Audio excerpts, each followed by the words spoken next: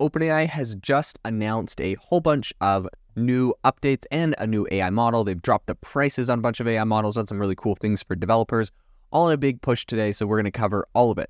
I wanted to mention today's podcast episode is sponsored by my very own startup, AI Box, the no-code AI app builder and marketplace.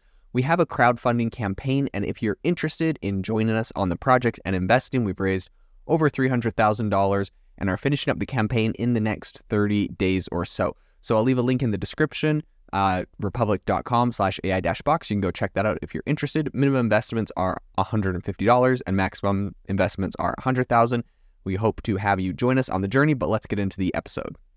We gon' bring it to you just like that. Welcome everyone to the future. It's AI Chat, bringing you the interviews and giving you info to be in the know from tech company CEOs of. Rock with us, bet you gon' come back. I'm just saying the facts. This is AI Chat. Let's go. OpenAI has just made a bunch of big updates, announcements, price drops, tools for developers, cool stuff. Let's get into it. The thing that I want to start all of this by saying is that a lot of people are saying that essentially OpenAI is fixing the lazy GPT-4 that, you know, a lot of people have been complaining about. I've seen posts on X over the last couple of months where people are saying, like, essentially they ask ChatGPT to, like, do something like, hey, can you code this?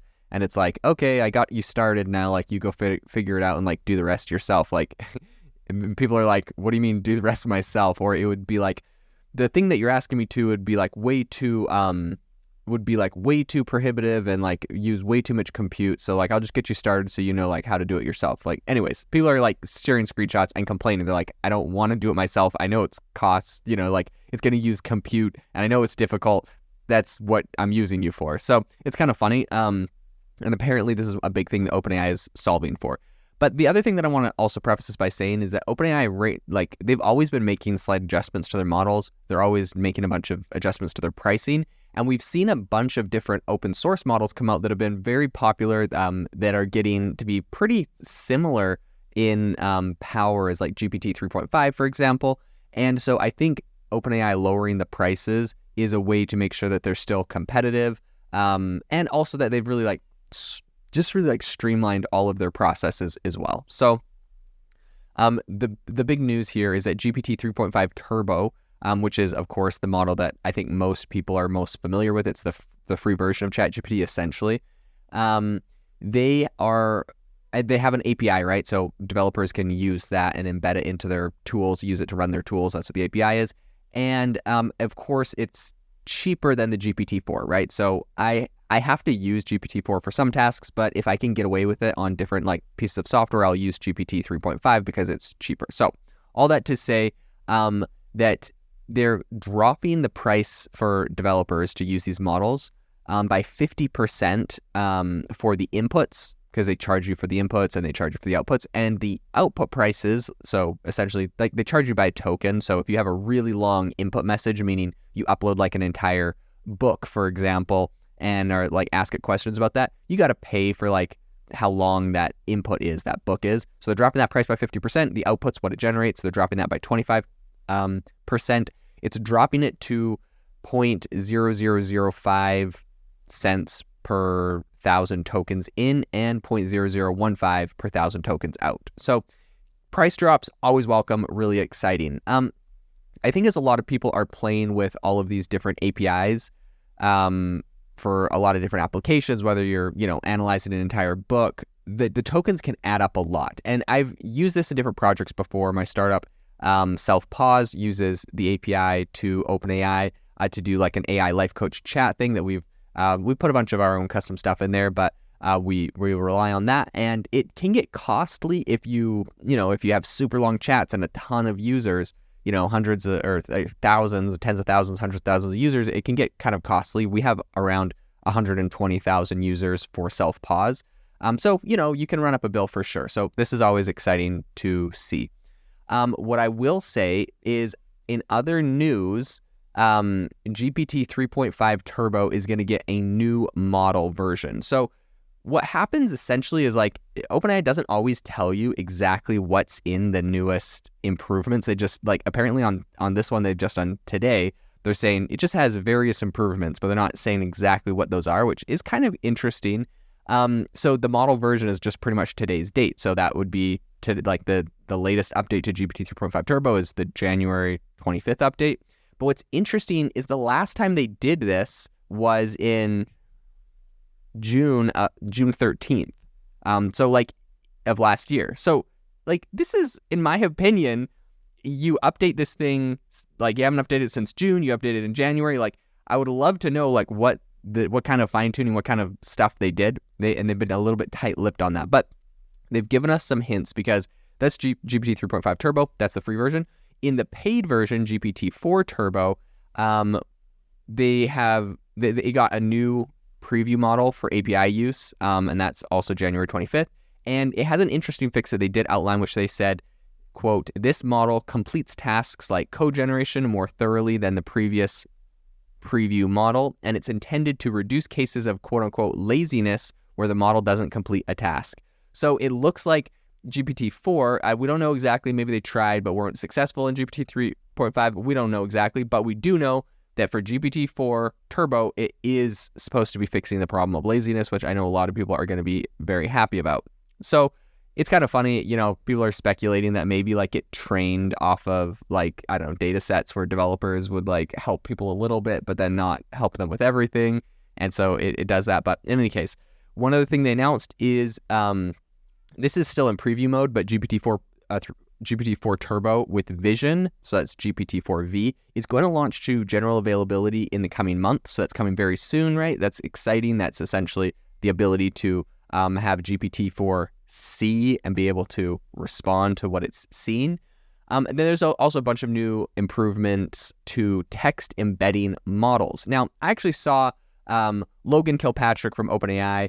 He's come on the podcast before, so you might recognize him, but he put out a LinkedIn post and he said, "Great news for OpenAI developers. We are launching embedding V3 models, small and large, updated GPT-4 Turbo preview, updated GPT 3.5 Turbo I think he said that that's coming in the next week, and that's going to have the 50% price cut on input, 25% price cut on output, and scoped API keys." He said, "You can now embed 63,000 pages of text for $1. This is absolutely insane. For those that don't know what embeddings are, this is actually a really cool product.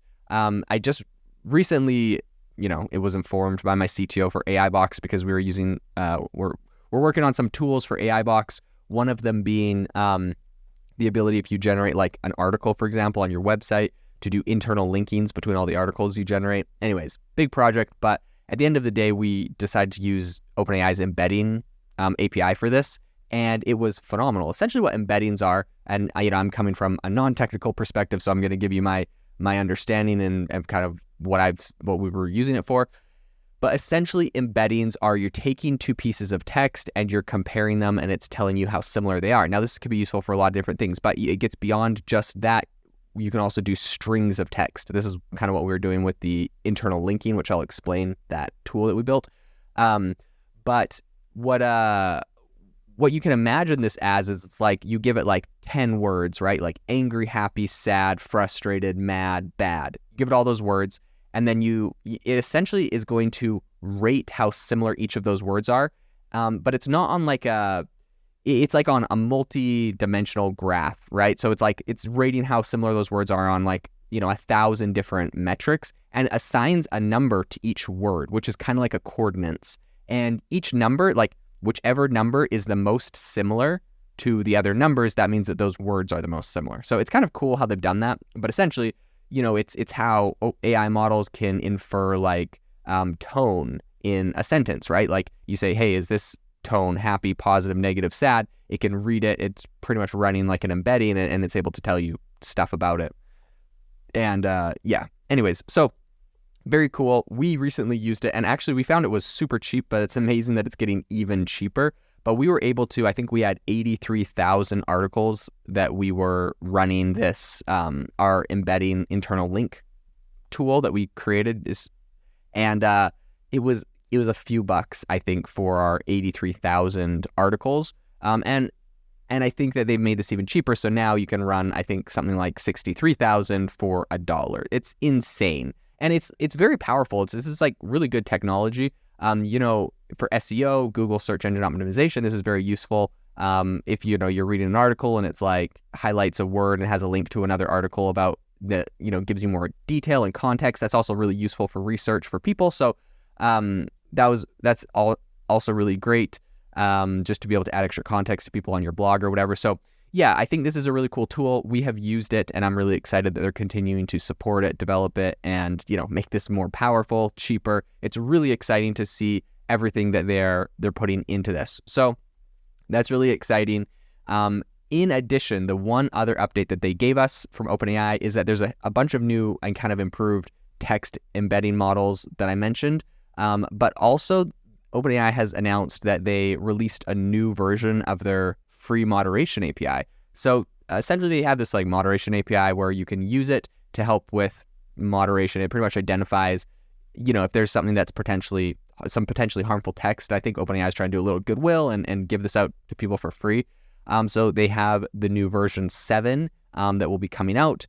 So if you're looking to, use this to augment your moderation, whatever you're working on with moderation, this is kind of cool. So a bunch of new updates from OpenAI, really exciting. I will keep you informed on if anything else comes down the pipe, and also people's reactions using all these different models, how people are kind of responding to the better models.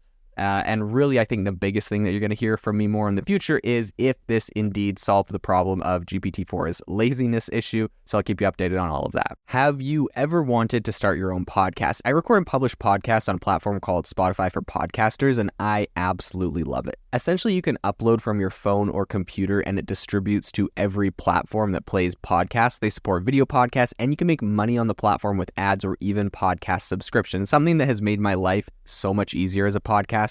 So if you're interested, I highly recommend you give it a try. You can download the Spotify for Podcast app or go to spotify.com/podcasters to get started on your podcast today. This episode is brought to you by Shopify. Forget the frustration of picking commerce platforms when you switch your business to Shopify, the global commerce platform that supercharges your selling wherever you sell. With Shopify, you'll harness the same intuitive features, trusted apps, and powerful analytics used by the world's leading brands. Sign up today for your $1 per month trial period at shopify.com/tech, all lowercase. That's shopify.com/tech.